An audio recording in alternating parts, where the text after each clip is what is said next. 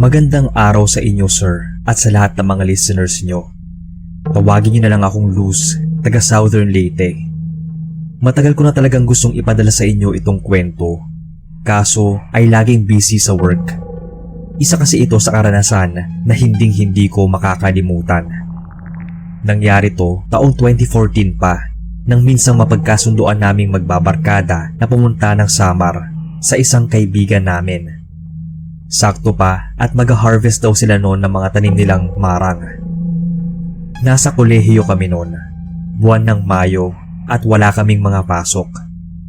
4 kami nagbiyahe noon, 3 kaming babae at isang lalaki na boyfriend ng kaibigan naming si Peach. Parehas naman kaming single ng best friend kong si Kirsten noong mga panahon na yon, kaya kami din palagi ang magkadikit. Nalaman ko lang din noon na ang mga kamag-anak pala ni Kirsten ay taga Samar din. Kaso ay hindi yon kasundo ng pamilya nila. Hindi ko na tinanong kung bakit. Barkada pala naming Becky yung pupuntahan namin na si Stacy. Stanley yung tunay niyang pangalan. Nag-commute lang kami noon dahil mas enjoy pag ganon. Sinundo naman kami ni Stacy sa bayan. Nagpasama siya sa pinsan niyang may owner type jeep. Doon, pinagkasya namin yung mga sarili namin. Enjoy talaga yung biyaheng yon. Ang ganda rin kasi ng mga tanawing nadadaanan namin. Pero hindi namin akalain noon na makakasalubong namin ang isa sa mga kamag-anak ni Kirsten. Hindi naman niya yun pinansin dahil nga bata pa lang daw sila ay hindi na nagpapansina ng mama niya at ang mga kamag-anak nito sa Samar. Naging abala yung unang araw namin doon. Pagdating ay namahinga lang saglit, kumain at namasyal na sa taniman ni na Stacy. Doon, tinuro niya na sa kabilang lupain daw ay pagmamay-ari ng kamag-anak ni na Kirsten. Kahit si na Stacy daw ay ilag din sa mga kamag-anak nitong kaibigan namin. Kakaiba raw talaga ang ugali ng mga yon. Naglalakad kami noon sa lupain ni na Stacy. Nagulat na lang kami nang may sumulpot na isang babae. May katandaan na rin ito. Binati nito si Kirsten. Kamukhang kamukha daw kasi nito ang mama niya. Pero hindi gaanong kumibunon si Kirsten. Tinanong siya nito kung kumusta ang mga magulang niya. Tipid lang ang mga sagot ng kaibigan namin. Napansin ko nga parang naiiratan na siya dahil hindi pa umaalis yung matandang babae. Sinabi pa nitong ikumusta na lang siya sa mga magulang niya. Tumango lang noon si Kirsten at tinalikuran na yung babae. Sinita ko nga siya noon. Hindi niya kasi maitago yung pagkairita niya dito. Nakita ko pang ngingisi-ngisi at bubulong-bulong na umalis yung matandang babae. Kinagabihan ay doon na nagsimulang sumakit yung tiyan ni Kirsten.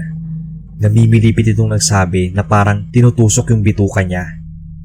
Hindi siya nakakain noon dahil pabalik-balik siya sa banyo. Pero wala naman daw lumalabas.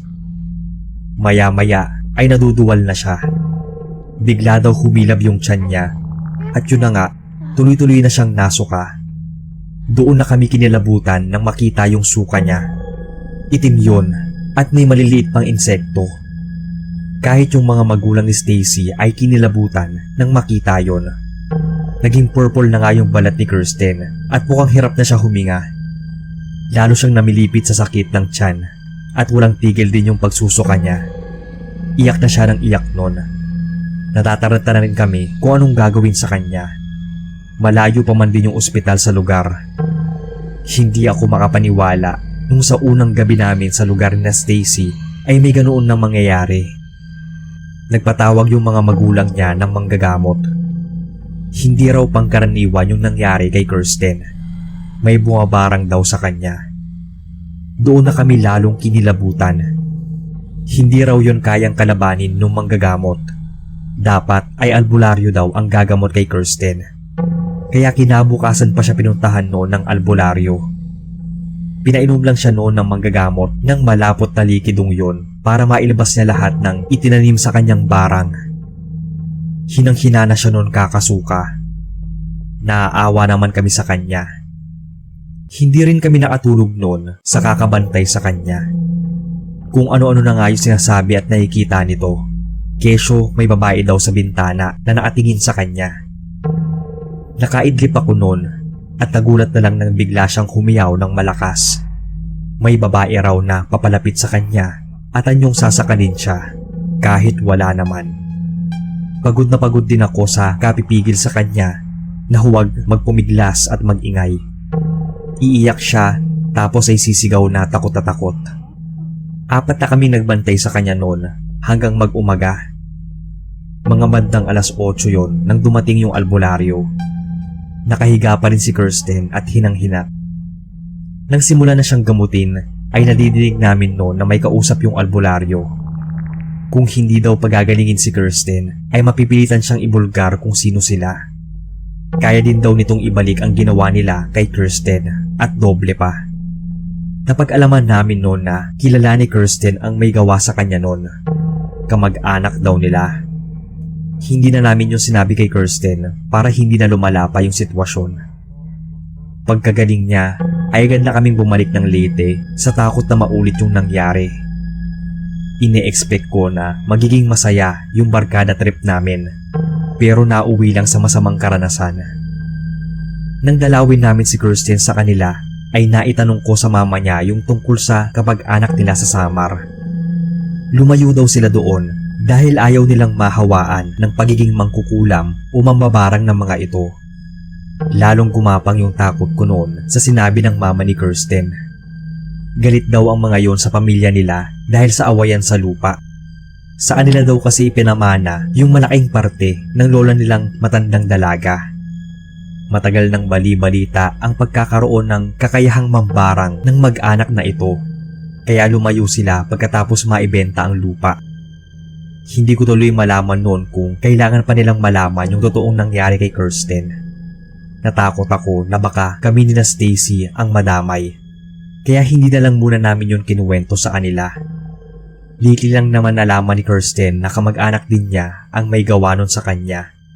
Pero pinayuhan namin siya na hayaan na lang at huwag nang maghiganti pa. Karma na lang ang bahala sa kanila.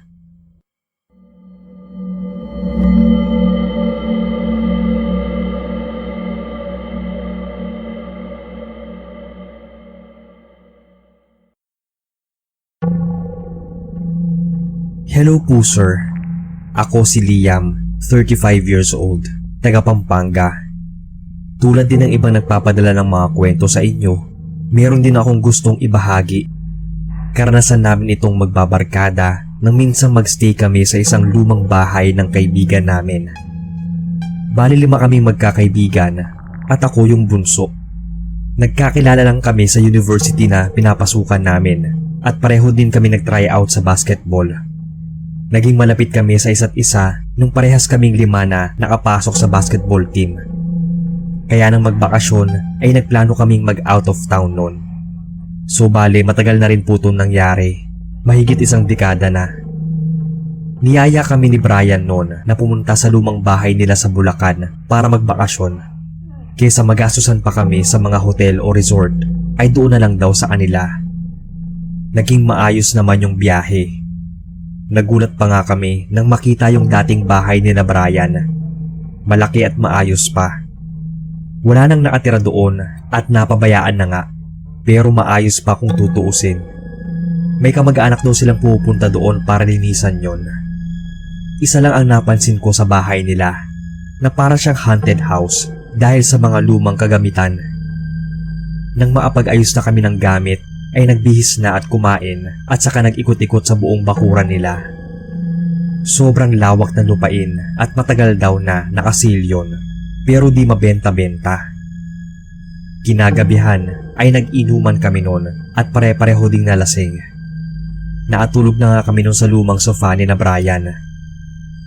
Nagising daw noon si Ace dahil parang may humihila daw sa mga paa niya. Pagdilat niya, ganoon na lang daw yung pagkasindak niya nang makita ang isang babaeng nakasuot ng itim na damit. Hindi namin siya pinaniwalaan noon dahil may pagkaloko-loko din kasi yon. Kaya inisip naming nanggo-good time lang siya noong mga oras na yon. Pero sumunod na gabi, kakarating namin galing sa kababata ni Brian. Nag-inuman kami doon kaya medyo may amats na. Dumiretso ako ng banyo. Hindi ko na nasara yung pinto. Alam niyo yung kahit di ka nakaharap, pero may nakita ka sa gilid ng mga mata mo na dumaan? Ganoon ang nangyari sa akin. May nakita akong dumaan sa gilid ko at kahawig yon sa suot na damit ni Brian. Kaya nga nagduda ako na siya din yun. Pero nang matapos akong magbanyo at silipin siya sa may kusina, nadadaanan kasi ang banyo kapag pupunta ng kusina, pero walang tao doon. Tinawag ko siya kung saan at andoon siya sa loob ng kwarto. Naglagi muna ako sa sala noon kasi malamig. Di ko namalayan na nakaidlip na pala ako. Nagising na lang ako noon nang makarinig ng parang may umiiyak. Akala ko nga isa sa mga barkada ko. Pero nagising ako noon na sobrang dilim na ng sala. Naasar pa ako dahil pinatay nila yung ilaw. May naaninag akong figura na nakatayo sa may paanan ko. Akala ko isa sa mga tropa ko.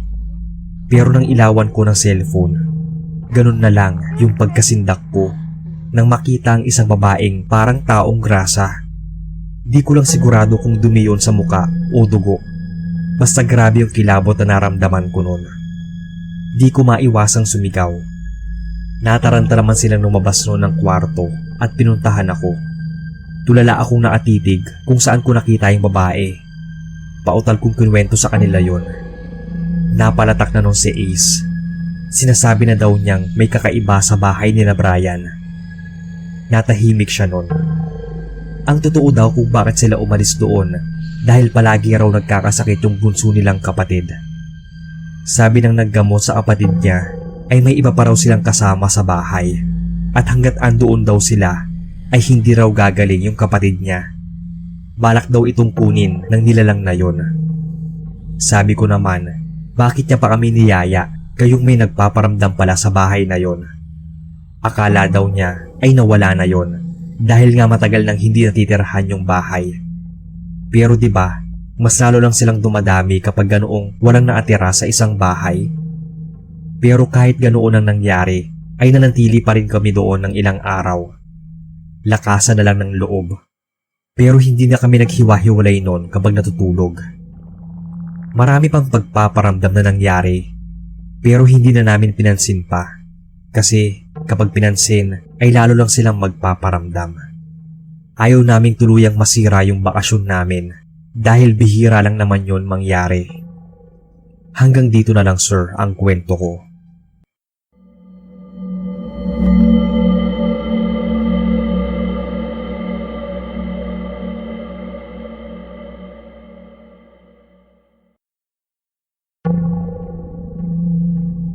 Magandang araw po sir at sa lahat. Ako si Shaira. Itong kwento ay karanasan ng pinsan kong si Nino at ng mga kaibigan niya. Taga Samar po pala kami at magkapit bahay lang kami ni Nino. Naalala ko na may birthday noon ng isang kamag-anak namin sa kabilang baryo. Nagpaalam daw noon si Nino na pupunta pero hindi siya pinayagan ng nanay niya dahil walang magbabantay sa kapatid niyang 7 years old. Aalis daw kasi sina tito at tita noon para mangumpra ng mga tinda nilang gulay. May tricycle noon sina tita pero di nila yun dinadala dahil ihahatid naman daw ang mga gulay sakay ng multicab at sasabay na lang daw doon sina tita. Nagbilin daw sila kay Nino na huwag itatakas yung tricycle. Ugali kasi niya noon kapag naiiwan sa bahay nila. Pero itong si Nino ay nakiusap sa akin na tignan muna ang bunso niyang kapatid na pinsan ko at may bibilin lang daw siya. Narinig ko na lang noon sa labasan na pinaharurot na niya yung patakbo ng tricycle. May duplicate naman siya ng susi noon. Ang kwento sa amin ay pinagsusundo daw ni Nino ang mga kaibigan niya at niyayang makikain sa birthday. Kahit nagbabasketball daw noon yung isa niyang kaibigan ay agad itong sumama sa kanya. Sunod daw ay yung kaibigan niyang kumakain ay hindi rin nakatanggi sa yaya niya. 3 daw ang sumama sa kanya noon sakay ng tricycle na tinakas niya. Inis na inis pa nga ako noon dahil nga may pupuntahan din ako pero andoon yung kapatid niya sa amin. Si mama lang din ang kasama ko noon at busy pa yun sa mga tanim niya. Nakatulog na lang ako noon at si Nico na pinsan ko. Hindi pa rin na nakakabalik si Nino Maya-maya ay may di pamilyar na lalaki ang kumatok sa bahay ni Nino. Kaya nilabas ko yon at sinabing walang tao doon. Tinanong ako kung kilala ko raw ba si Nino at yung mga kaibigan nito. Sinabi kong pinsan ko siya at mga kababata ko rin yung mga kaibigan niya. Natahimik saglit yung lalaki at tinanong kung saan ang mga magulang ni Nino. Hindi ko sinagot kung saan, pero tinanong ko siya kung anong kailangan niya. Isa daw siya sa nakasabayan sa kalsada ng tricycle ni Nino at saksi raw siya sa pagsalpok ng tricycle nila sa isang 10-wheeler truck. Walang nakaligtas sa kanila maliban kay Nino na naatalon daw. Agad akong nanghina nun at nanginig ng sobra dahil sa kaba. Tinawag ko si mama at pinasabi dito kung anong nangyari. Bigla na lang kasi akong nablangko nun. Dead on the spot daw yung tatlong kasamahan niya. Yung driver daw at dalawang angkas sa harap. Andoon daw si Nino sa likod ng trike at nakatalon ito bago pa magkasalpukan. Nagtaka ako kung papaanong hindi si Nino ang driver. Mabilis namin siya sinundan sa ospital. Iyak ng iyak si Nino habang ginagamot ng mga doktor ang tinamo niyang sugat sa pagtalon. Tinanong ko siya kung bakit hindi siya yung nagmamaneho, pero pasalamat na rin kami noon na hindi siya yung driver. Nagpumilit daw kasi yung isang kaibigan niya na ito na ang mag-drive, kaya hinayaan na lang daw niya yon. Hindi naman daw niya inaasahang may makasalubong silang 10-wheeler nung i-overtake ng kaibigan niya yung trike sa isang kotse. Hindi matahimik noon yung mga magulang ng mga kaibigan niya. Siya talaga ang sinisisi. Kung hindi raw niya pinagsusundo ang mga anak niya, tiyak buhay pa ang mga yon. Para daw siyang si kamatayan. Isa pang kinasama ng loob nila ay halos hindi man lang daw nagalusan si Nino. Kampon daw siguro ito ni Taning. Katakot-takot na sermon din ang inabot niya sa mga magulang niya dahil sa palaging pagsuway nito sa kanila. Pinatigil siya sa pag-aaral at pinatira siya noon sa isang tiyahin namin na matandang dalaga. Palagi ko pa rin noon nadidinig ang pagtawag ng ilang kapitbahay namin kay Nino. Nino raw ang pangalan pero kampon ni Satanas. Isa yun sa hinding-hindi namin makakalimutang pangyayari. Maraming taon na rin itong nakalipas. Ngayon ay may asawa na si Nino. Pero patuloy pa rin siya sa paghingi ng tawad sa mga magulang ng mga kaibigan niya nung kabataan. Hindi rin siya nakakalimot na bisitahin ang mga ito sa sementeryo. Ito lang po ang masalimuot na kwento ng pinsan ko at ng mga naging kaibigan niya noon. Sana ay mabasa ninyo.